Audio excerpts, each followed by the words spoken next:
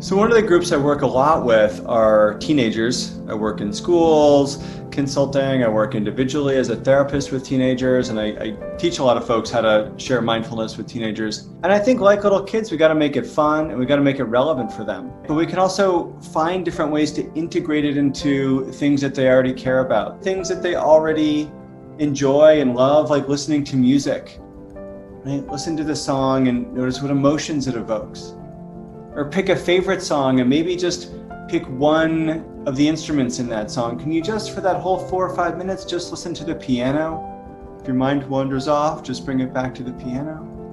That's a wonderful 4 or 5 minutes of focused awareness and attention.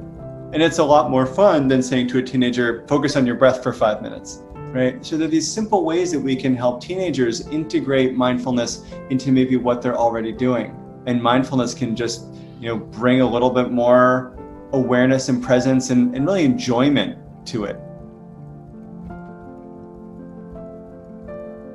I really see a lot more sadness in teenagers. They're lonely, they miss their friends. Right? That's been really hard and disappointing. This is actually where mindfulness can start to come in, to me, as a ray of hope. So we start with ourselves and our own practice, and what we see is this starts to trickle out.